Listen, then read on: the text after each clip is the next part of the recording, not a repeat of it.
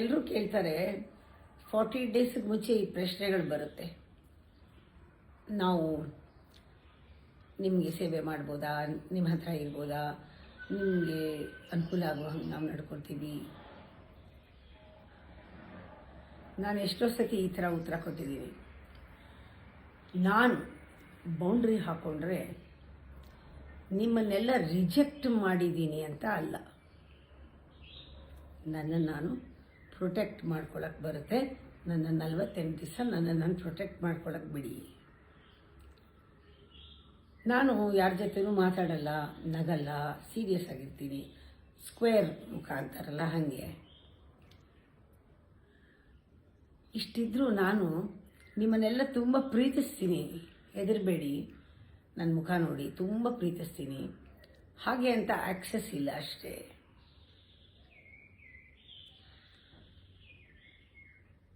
ನಾನು ಬಹಳ ಆಳವಾಗಿ ಡೀಪಾಗಿ ನಿಮ್ಮನ್ನು ಪ್ರೀತಿಸ್ತೀನಿ. ನಾನು ಪೂಜೆ ಮಾಡೋ ದೇವರಷ್ಟೇ ನಿಮ್ಮನ್ನು ಪ್ರೀತಿಸ್ತೀನಿ.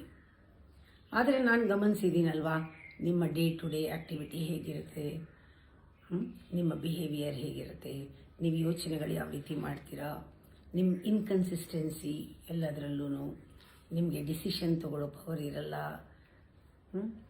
How you think, how you behave, ನೀವು ಯಾವ ರೀತಿ ನಿಮ್ಮ ಜೀವನನ ಹ್ಯಾಂಡಲ್ ಮಾಡ್ತೀರಾ ಅಂತ ಗೊತ್ತು. ಆ ಥರ ನೀವು ನನ್ನ ಜೀವನನ ಹ್ಯಾಂಡಲ್ ಮಾಡೋದು ಬೇಡ ಅಂತ ನಾನು ಒಬ್ಬಳೇ ಇರೋದನ್ನು ಚೂಸ್ ಮಾಡ್ಕೊಂಡಿದ್ದೀನಿ. ನನ್ನ ಜವಾಬ್ದಾರಿನ ನಾನು ತೊಗೊಂಡು ನೋಡೋಣ 48 ದಿವಸ ಅಂತ ತಮಾಷೆ ಮಾಡ್ತೀನಿ.